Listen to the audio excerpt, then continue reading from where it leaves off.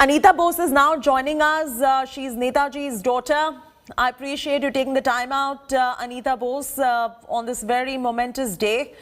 First up, your reaction on the holographic statue at India Gate. How are you viewing this particular gesture? Well, I'm very happy that a prominent place has been found for a hopefully appealing statue of Netaji, and I think it is certainly a tribute to him that he should be, his statue should be put up at India Gate. And I'm very happy that this decision has been taken. It has come all rather suddenly, and I'm looking forward to seeing first the hologram and then the statue, of course, later on. And do you think that Netaji has got the honor that he deserved? Netaji can be honored the best way by working towards the uplifting of his countrymen and of his country, by contributing to the well-being of others. And I think in some smaller or bigger way, every single man and woman can do that. And I should hope that many, in fact, do that, whether in the spirit of Netaji, thinking of him, or just because they identify with their countrymen and countrywomen. Really doesn't make a difference. What is important is not so much having statues and things like that, but what is important is embracing the positive ideas that Netaji stood for, and carrying them over into everyday's life. And the major aspects which I'm thinking of are those where there are still certain shortcomings in India, like communal harmony and emancipation of women and of other underprivileged people. That's such a beautiful thought, Anita Bose. You said that to honor Netaji, you do not need to build these grand statues, but rather work on the upliftment of the people in the country and address issues like communal disharmony, which you think is going to be doing bigger service to Netaji than making statues, right? I certainly think so, because I think giving service to his country and to his countrywomen and countrymen was very much in the forefront of Netaji's concern. So do you think his legacy is completely being politicized?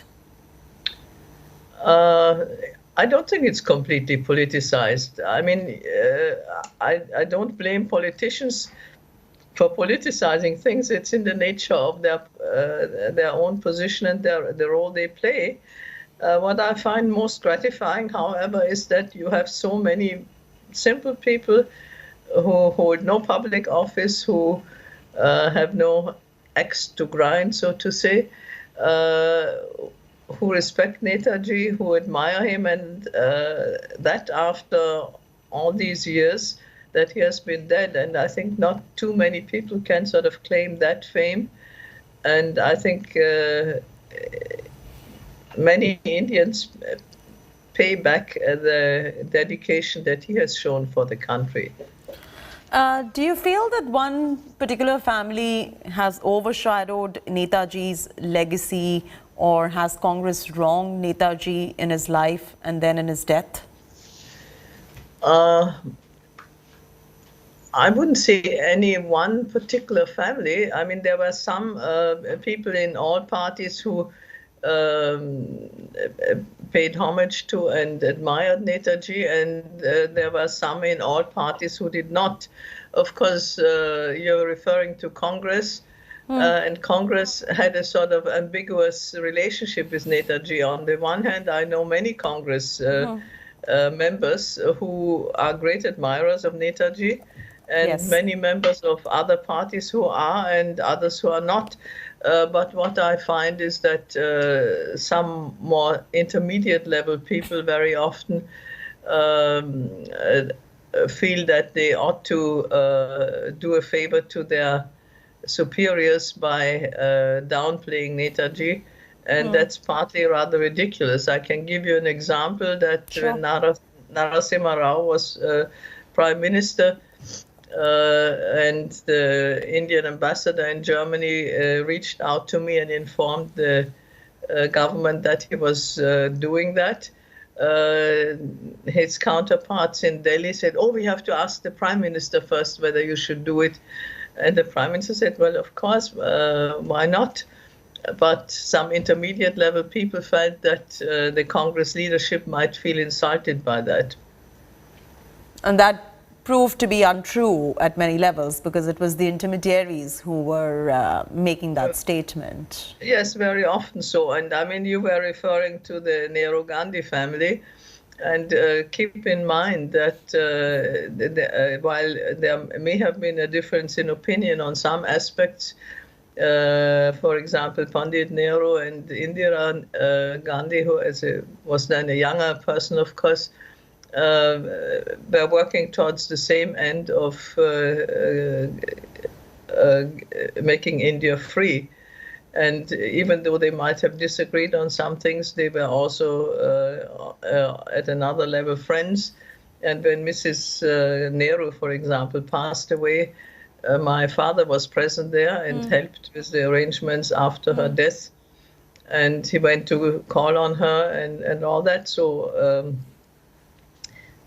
I think relationships between individuals are often more complex and more involved. So what do you have to tell to people today who are browbeating over the fact that one family is trying to overshadow Netaji's legacy? And also, do you think Modi and Mamata somewhere are vying to usurp India's biggest freedom fighter? Well, I'm convinced that both the Chief Minister Mamata Banerjee and the Prime Minister Narendra Modi truly want to honor Netaji. I do not have doubts in that they might also have political interests involved with that. Is to be expected. I mean, they are politicians, and the politician reaches out to his electorate and to the people, and very often doing that through an event like the 125th birthday of my father is certainly an opportunity to do that. Last question before we let you go, Anita Bose. Dr. Hiranmoy Ghosal, the aide of key Netaji who spied for him, was fired by the Nehru government from the Foreign Service. Was he your thoughts? Was there a systematic move to eclipse Netaji? What do you have to say about Dr. Hiranmoy Ghosal today? Well, I certainly would say that if anyone wanted to eclipse Netaji's importance to India, they were not successful in doing so. Look at the masses of people who still uphold his memory and remember him and respect him.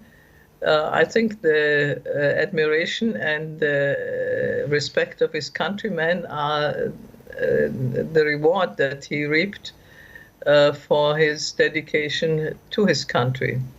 It was such a pleasure talking to you, Anita Bose, and such beautiful thoughts right there where you mentioned saying, you know, if somebody wants to really honor Netaji, abide by his teachings and what he stood for and work towards the fellow men in our country. It's such a beautiful thought right there, coming in from the daughter of Netaji Subhas Chandra Bose on the 125th birth anniversary of Netaji Subhas Chandra Bose. Thank you so much, Anita Bose. To all of you. Go on. Jai Hind. Jai Hind to you too. Thank you.